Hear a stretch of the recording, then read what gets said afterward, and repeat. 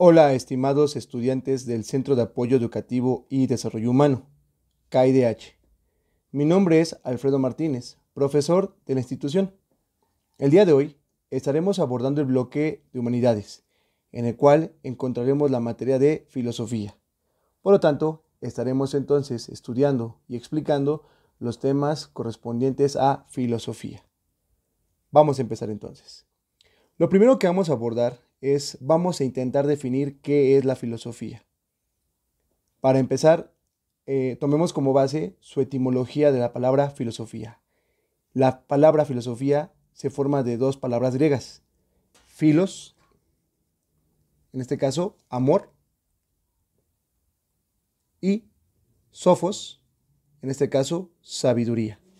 Por lo tanto, etimológicamente hablando, desde su etimología, la filosofía se puede entender como el amor por la sabiduría, o el amor por el conocimiento, o el deseo por el conocimiento, o el deseo por la sabiduría. Bien, entonces, la filosofía, su objetivo es conocer, saber. Vamos entonces a hablar o a explicar diferentes conceptos de filosofía y como podrás darte cuenta a continuación, vamos a ver o va a haber variaciones en cada uno de ellos. ¿Por qué? Porque hablar de filosofía o intentar definir qué es filosofía ya es en sí una pregunta filosófica. Por lo tanto, no vamos a encontrar una definición universal, pero sí en ellas ciertos rasgos que comparten ciertos conceptos parecidos o repetitivos. Vamos a verlos y vamos a localizarlos.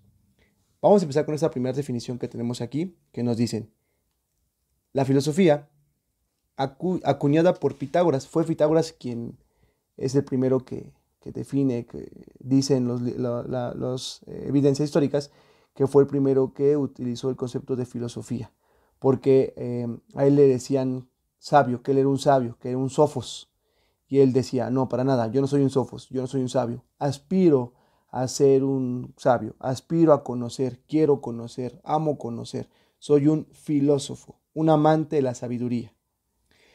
Bueno, como te decía yo, incluida por Pitágoras en la antigua Grecia, que significa amor por la sabiduría o amigo de la sabiduría.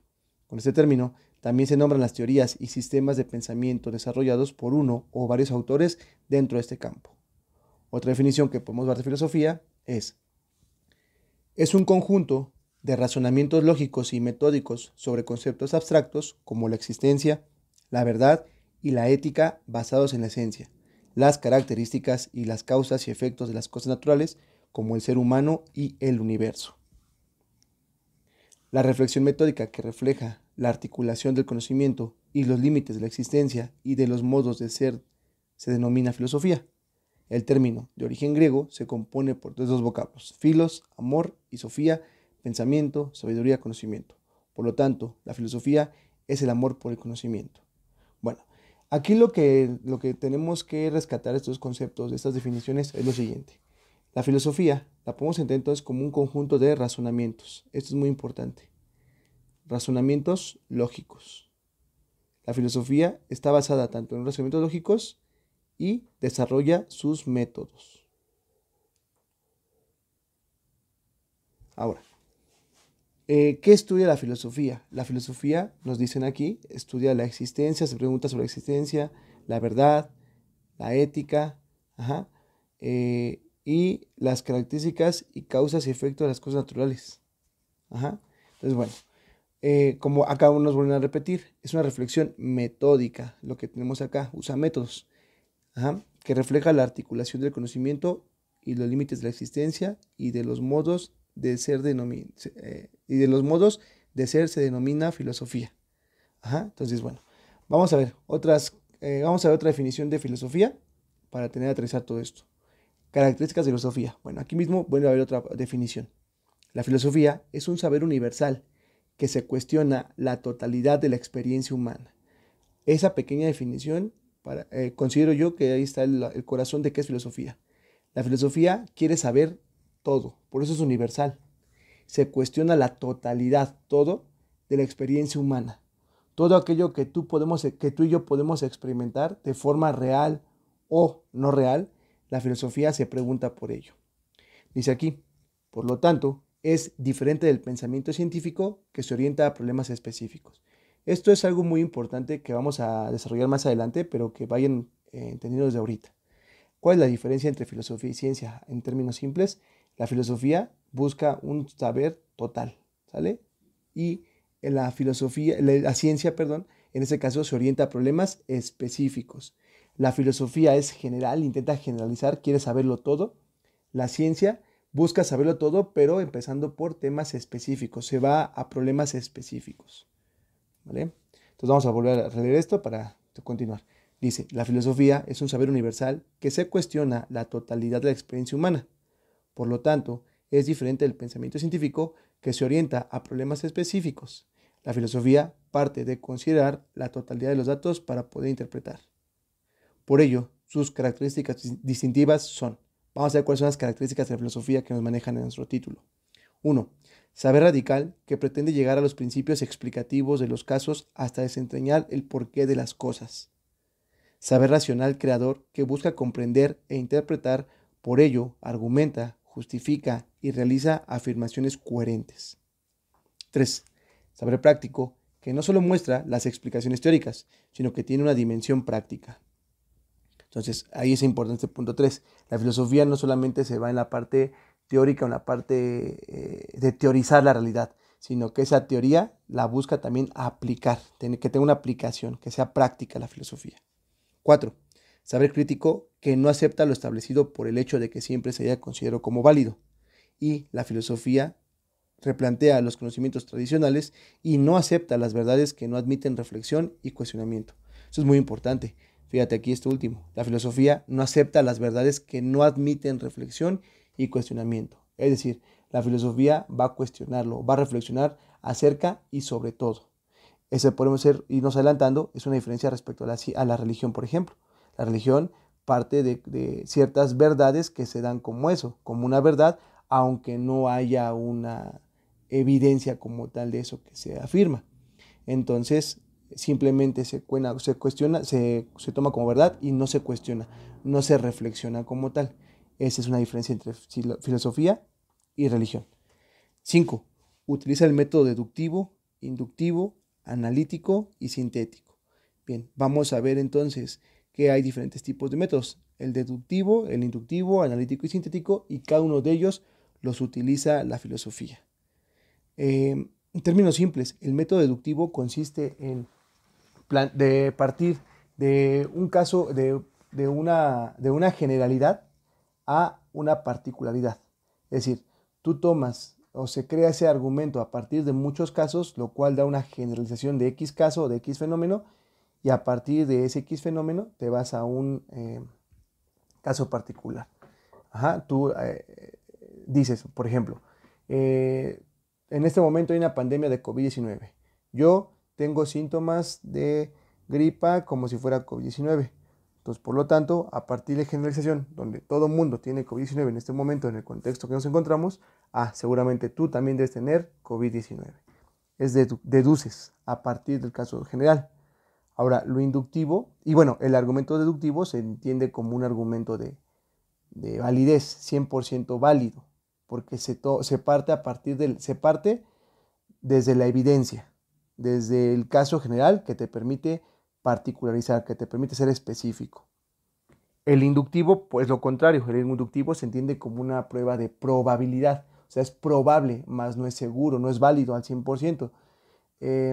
Por ejemplo, un argumento inductivo sería una mujer embarazada, está por tener a su cuarto hijo, y si nos vemos a los 3 hijos anteriores que ya nacieron, los 3 han sido mujeres. Entonces, simplemente, si con base en lo que estamos viendo, que las 3 hijas han sido mujeres, podemos inducir que el cuarto va a ser también una niña. Ojo, sin tener alguna evidencia de que esto sea cierto. Simplemente lo inducimos a partir de la experiencia que tenemos en ese momento. Entonces, fíjate, el deductivo va de lo general a lo particular y el inductivo va de lo particular a lo general. El deductivo se entiende como una prueba de validez, el inductivo como una prueba de probabilidad. Bien, esos son los dos primeros que vamos a ver ahorita. Después, más adelante, verán en su material lo que es el argumento analítico y el sintético. pero en el examen normalmente nos preguntan deductivo e inductivo. 6. La filosofía es un conocimiento teórico práctico. Como te decía, no solamente queda en la teoría, sino también tiene su praxis, su práctica, ¿sale? 7. Se estudia en ramas y corrientes filosóficas, que vamos a abordar más adelante. 8. Es la base del conocimiento. Y 9. Busca transformar a la sociedad y al mundo con sus propuestas filosóficas. Podemos decir que entonces la filosofía tiene una característica prescriptiva, que intenta decirnos cómo debería ser el mundo, ¿no? Bueno, funciones de la filosofía. ¿Para qué sirve la filosofía?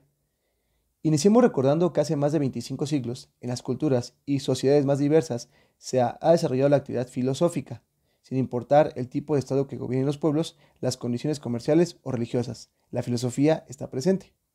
Desde la antigua Grecia se ha llamado filósofo a la persona que desempeña este trabajo intelectual que tiene como función interpretar al mundo y cuya característica fundamental es su amor al saber. En palabras de Adolfo Sánchez Vázquez, la filosofía ha cumplido siempre una función social desde el momento en que contribuye a una aceptación o rechazo del mundo, o también a dejarlo como está, o a transformarlo. La filosofía contribuyó a ello al señalar al puesto del hombre en su relación con el doble ámbito en que discurre la vida humana, la naturaleza y la sociedad. Entonces, ¿qué nos dice aquí Adolfo Sánchez Vázquez? Que la filosofía la podemos, en este caso, aplicar en dos grandes ámbitos de nuestra vida, de nuestra realidad. La parte natural, nuestra relación con la naturaleza, y la parte social, cómo nos relacionamos con otros seres humanos y cómo convivimos en sociedad. Bien, la función principal de la filosofía es tan amplia que debemos revisar sus aspectos más representativos. Estos son, vamos a ver cuáles son los aspectos representativos de la filosofía, que podemos decir que es un resumen o son un resumen de los puntos que acabamos de ver anteriormente, pero vamos a agregar cierta información. Vean, la función principal entonces, 1, aspira al conocimiento universal, ya que no se limita como la ciencia. ¿Te acuerdas que habíamos hace rato eso? La filosofía es universal, la ciencia busca soluciones o respuestas específicas. Por ello, la filosofía busca unificar los saberes particulares, dando paso a la interdisciplinaridad. Por eso entonces la filosofía está detrás de toda ciencia. 2. Dialoga con las ciencias, las cuestiona y analiza, observa sus métodos para delimitar la verdad. La filosofía, recuerdas que no daba nada por sentado, nada por hecho, nada que no admitiera reflexión o crítica. Eso incluye a la ciencia. Entonces, por ejemplo, vamos a ver más adelante que la filosofía, cuando cuestiona a la ciencia, se especializa en esa parte. Tienes algo que se llama epistemología. Vamos a ver más adelante, insisto, qué es eso de la epistemología. Bien.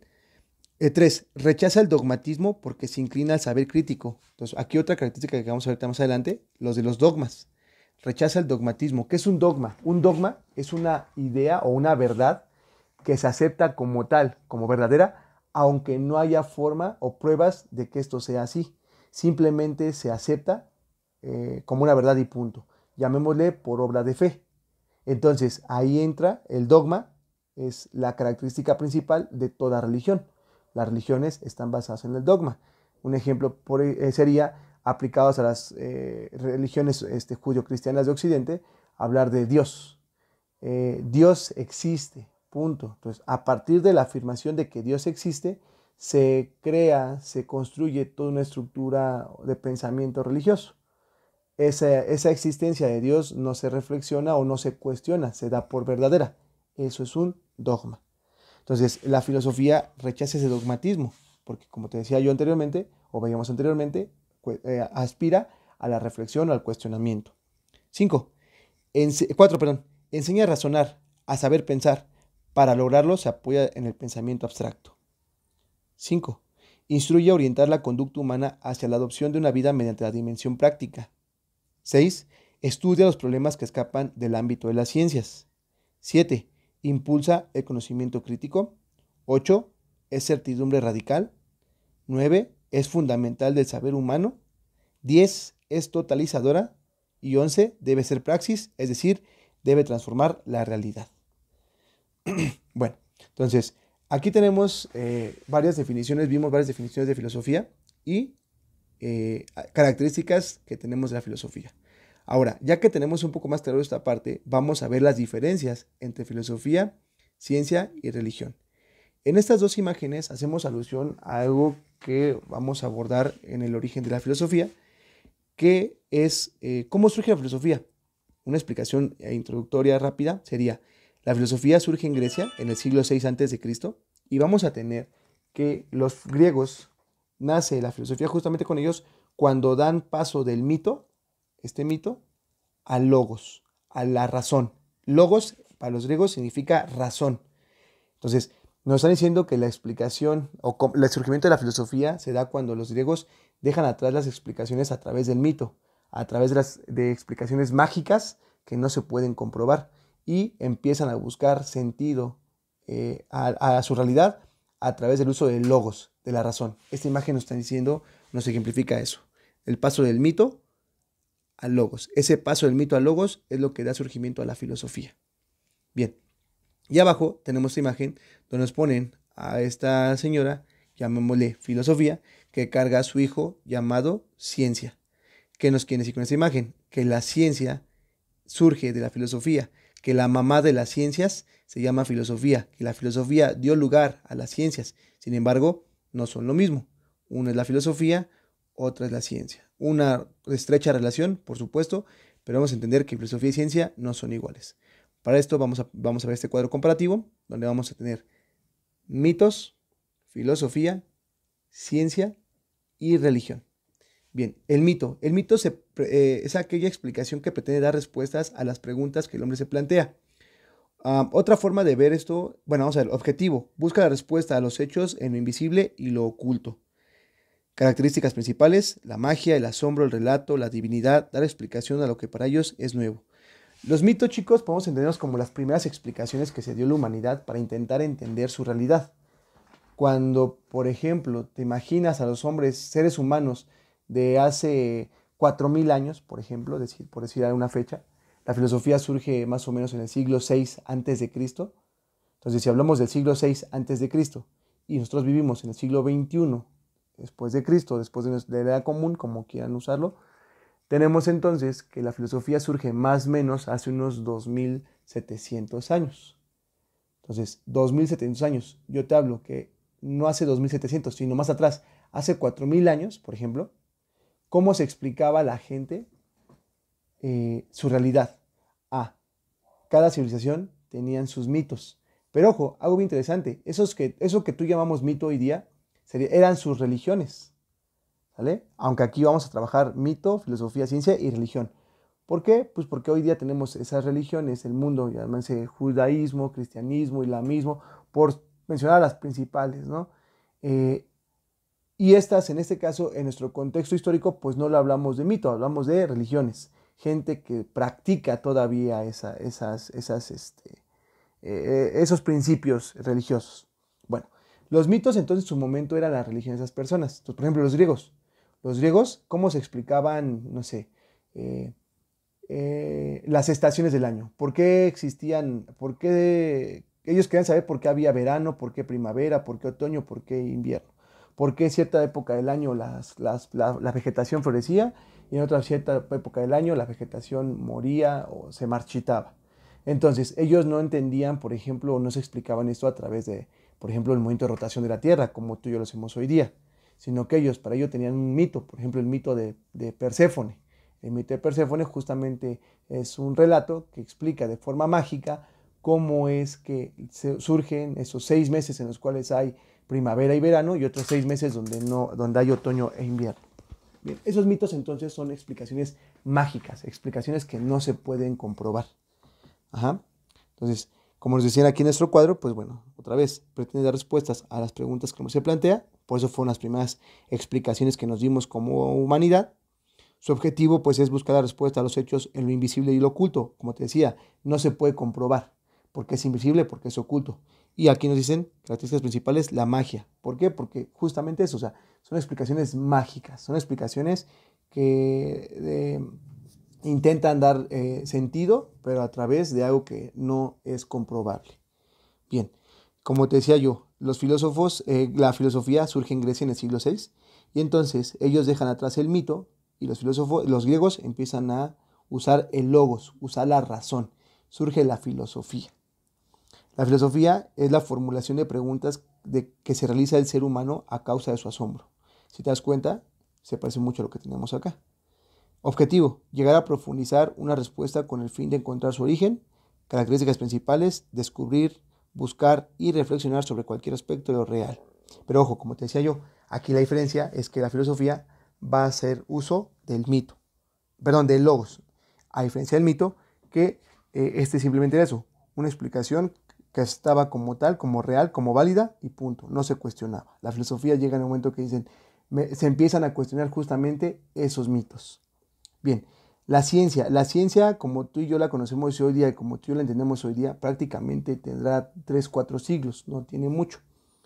La ciencia, conjunto de conocimientos racionales, ciertas o probables que pueden ser comprobables. Entonces, fíjense, aquí algo bien interesante. La ciencia utiliza un conocimiento racional, la filosofía también, o sea, ahí tiene esa característica, esa similitud. Pero la ciencia, ese conocimiento racional, su intención es que sea comprobable mediante la experiencia, un conocimiento empírico, llamémosle, un conocimiento que se puede contrastar, que se puede comparar con lo que podemos ver, observar, con lo que podemos experimentar. La filosofía no. La filosofía puede estar basada en un ejercicio de razonamiento, utilizando la razón, sí, utilizando la lógica, claro, pero muchos de estas lógicas, de estas conclusiones filosóficas, no se pueden comprobar, no se pueden contrastar con la realidad. Es la diferencia entre filosofía y ciencia. La ciencia es práctica, la ciencia es empírica, la filosofía no. Objetivo, descubrir a través del método científico para encontrar respuestas concretas, características principales de la ciencia, el conocimiento, la investigación, el método científico y la búsqueda de datos concretos, específicos. No veíamos otra diferencia entre filosofía y ciencia es que la ciencia busca explicaciones específicas y la filosofía explicaciones generales, explicaciones de todo. Religión. Su definición es el resultado del esfuerzo del ser humano por contactarse por el más allá. Su objetivo busca el origen de la existencia humana a través de explicaciones divinas. Se le atribuye a lo divino, lo emotivo se une a lo espiritual, la fe. Y como aquí podemos agregar, las religiones están basadas en los dogmas.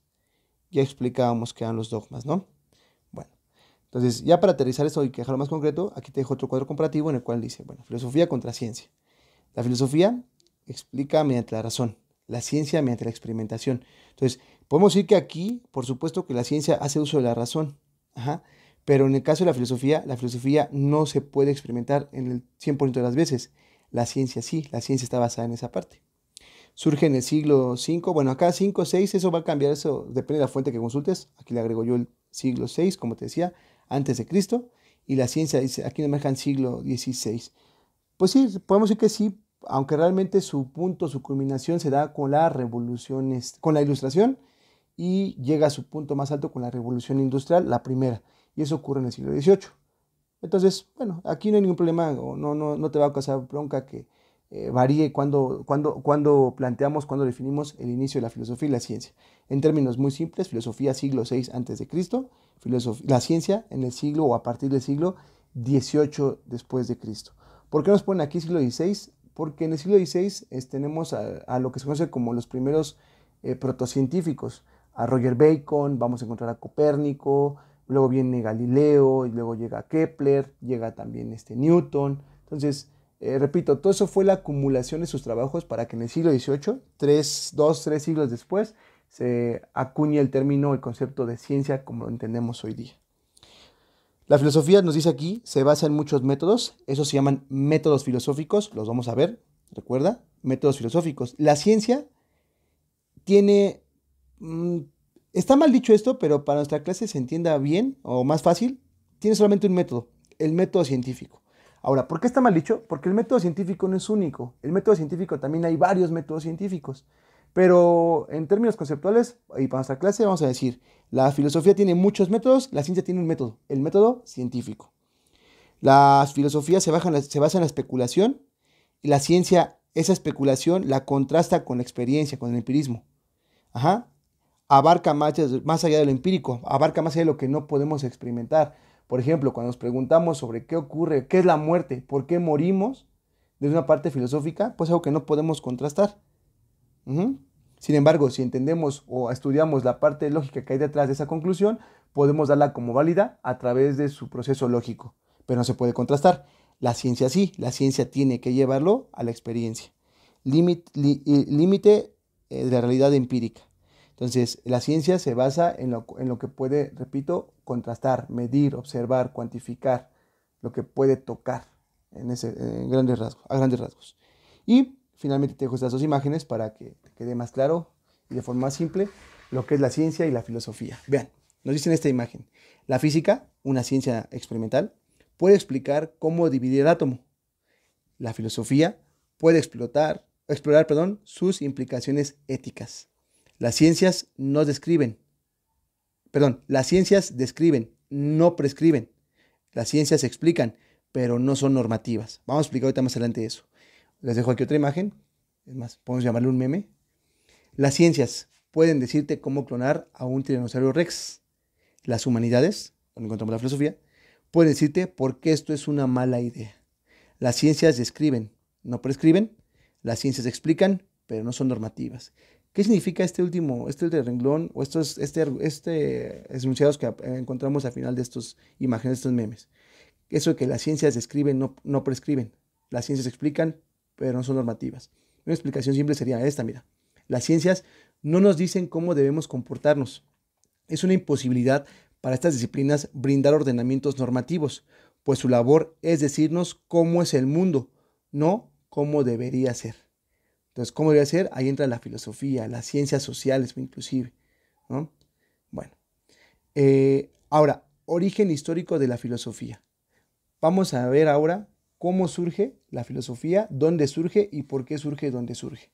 Aquí tenemos dos imágenes donde te planteamos primeramente lo que en ese momento era o pertenecía a lo que hoy conocemos como Grecia, que no era como tal un país, sino que eran diferentes polis, diferentes ciudades, que tenían una misma cultura, tradiciones, o dioses, lenguaje, y por eso pues se consideraban, digamos, de un mismo origen y tenían algo en común, y eso los unía, pero no había como tal el concepto de país. Bueno, ¿por qué voy con esto? Aquí quiero que vayas observando del lugar donde se plantea que surge la filosofía, en la ciudad de Mileto. Mileto, como te puedo dar cuenta, está cerca del agua. Mileto era un puerto. Y aquí aparece lo que se considera al primer filósofo de la historia, Tales de Mileto. Tales era su nombre y él vivía en la ciudad de Mileto. ¿Sale? Entonces ahí estas imágenes es lo que nos hace referencia. Vamos a ver, dice, antigüedad, presocráticos, Sócrates, Platón y Aristóteles. Bueno, no vamos a hablar de todos ellos, vamos a ver únicamente los presocráticos. Y antes de esto vamos a ver por qué surge la filosofía y cómo surge la filosofía. Nos dicen, al mundo griego, anterior a la aparición de la filosofía, vivía instalado en la actitud mítica. A través de los mitos, el hombre conseguía dar una explicación de los fenómenos naturales y de las instituciones sociales. El gran acontecimiento espiritual que inician los griegos entre los siglos 7 y 6 a.C., consistió en intentar superar esta manera de pensar el mundo con otra manera revolucionaria que apuesta por la razón como un instrumento de conocimiento y de dominio de la realidad. Cabe señalar que no debe entenderse este paso como algo brusco, sino paulatino. Las influencias míticas son todavía apreciables en muchos pensadores de la antigüedad. En realidad, fueron unas pocas personas las que participaron del nuevo y revolucionario modo de pensar, aquellos que habrían de llamarse filósofos. Aunque poco a poco, este se fue haciendo más universal. Incluso, en nuestra época, la actitud mítica no ha desaparecido todavía. Este gran paso de la mitología a la explicación racionalista se le conoce como paso del mito al logos. ¿Te acuerdas de la imagen que habíamos anteriormente? Justamente es lo que nos están platicando, ¿no? Con esta nueva forma de pensar, los griegos proponen que las cosas del mundo están ordenadas siguiendo leyes. El mundo es un cosmos, no un caos, por lo que la naturaleza no se comporta primero de una manera y luego de otra completamente distinta, sino que su comportamiento hay cierto orden que sigue leyes, las cuales pueden ser descubiertas por la razón. Con los griegos aparecen por primera vez muchas de las cuestiones filosóficas fundamentales, y varias de las posibles soluciones que se pueden dar a ellas ya se encuentran articuladas en la filosofía griega. Ahora bien, hablar de Grecia es hacer referencia a la cuna de la civilización occidental. En la antigua Grecia se desarrollaron todas las bellas artes conocidas en la época y se dio especial atención al desarrollo de lo que se llama cultura humanística. La razón de este desarrollo radica, para algunos historiadores, en el hecho de que Grecia fue un importante punto de comercio, en el que en la que circulación de capitales propició el desarrollo económico de la región y, en consecuencia, se benefició la cultura. Las referencias más antiguas de la sociedad griega, sus costumbres, valores, formas de vida y motivaciones en general, se pueden encontrar en los textos épicos de Homero, la Ilíada y la Odisea, los cuales son en su conjunto obras magníficas de esplendor cultural griego, donde los dioses del Olimpo conviven con los hombres, compartiendo vicios y virtudes, poblando de mitos y leyendas de dioses y semidioses la mente del pueblo griego. Por ello, no es extraño que durante los siglos 8 y 7 a.C., fecha en que se calcula que probablemente fueron escritas, también se dio inicio a la filosofía, en la misma zona jónica donde Homero desarrolló su obra. Se afirma que el pensamiento mítico de los griegos es donde la filosofía tiene su origen. El desarrollo histórico de la filosofía tiene como punto de partida los presocráticos.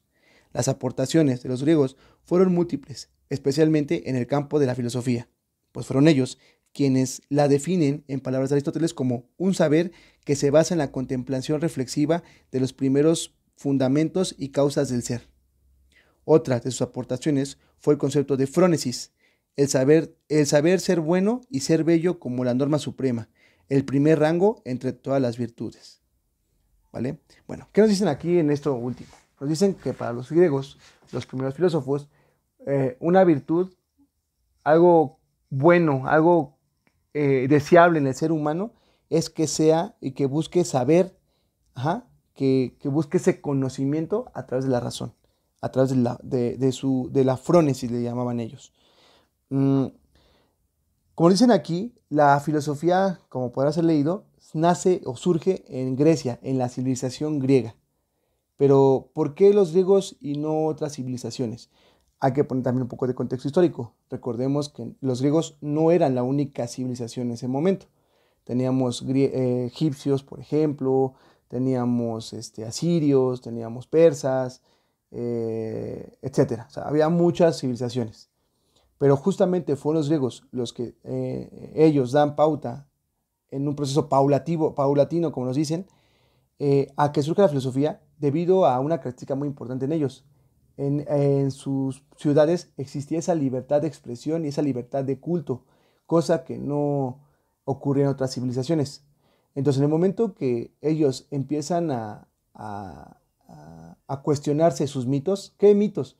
Como nos decían acá, muchos de ellos están influenciados por las obras épicas de la Ilíada y la Odisea, donde nos narran la historia justamente eso, de la convivencia de dioses, semidioses y seres humanos, y el origen de ciertas virtudes o vicios de la humanidad, a partir de los dioses.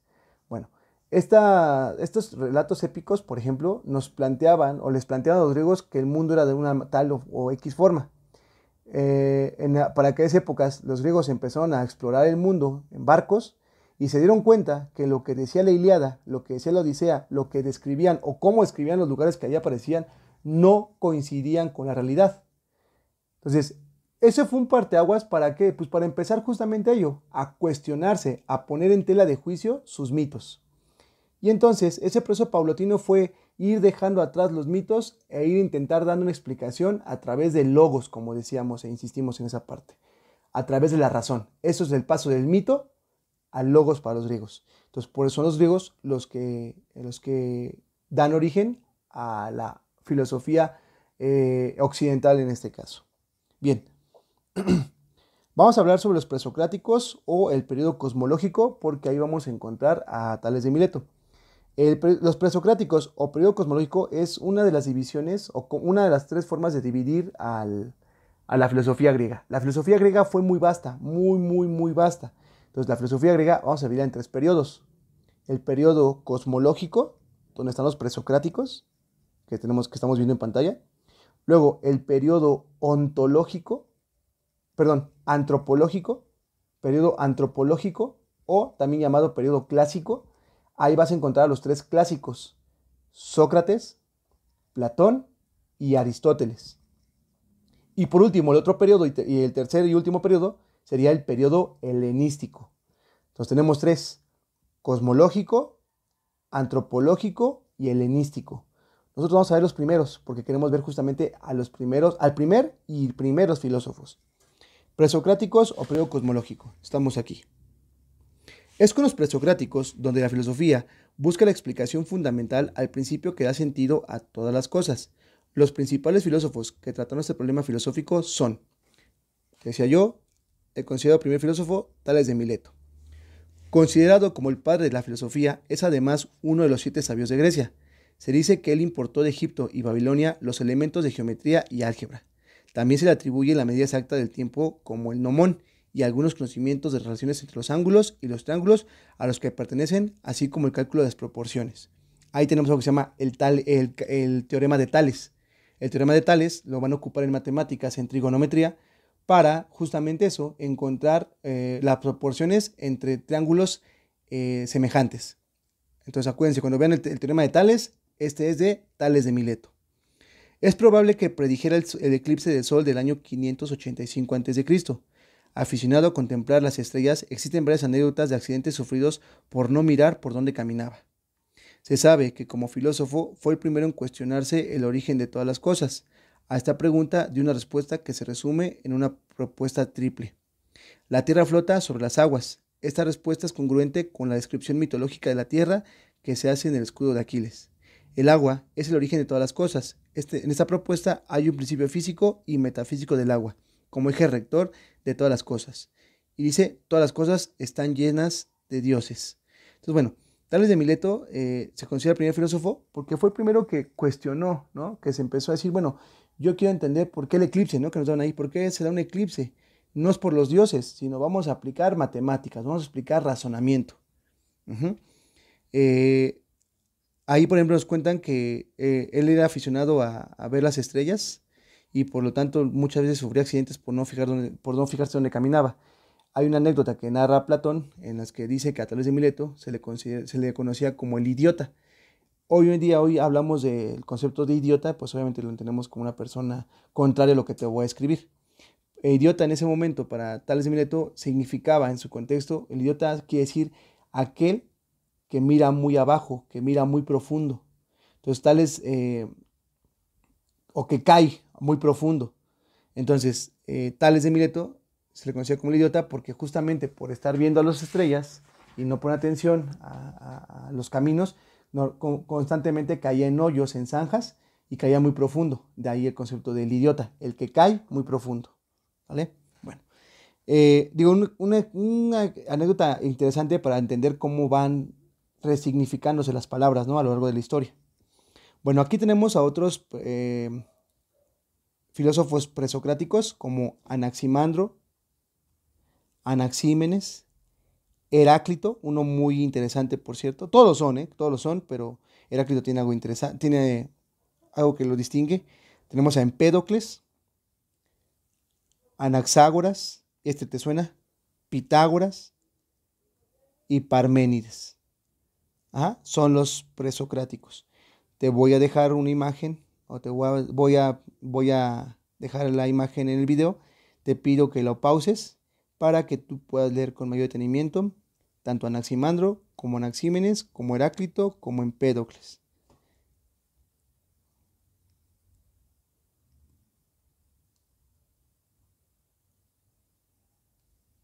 Ahora te dejo la imagen para que tengas y puedas leer con calma Anaxágoras, Pitágoras y Parménides. No profundizamos en esto porque en el examen no va a ser necesario o no te van a preguntar sobre estos presocráticos, pero siempre es interesante estudiar, leer qué es lo que pensaban esas personas e intentar entender por qué pensaban lo que pensaban. Bien, vamos ahora a continuar con el tema de ramas de la filosofía.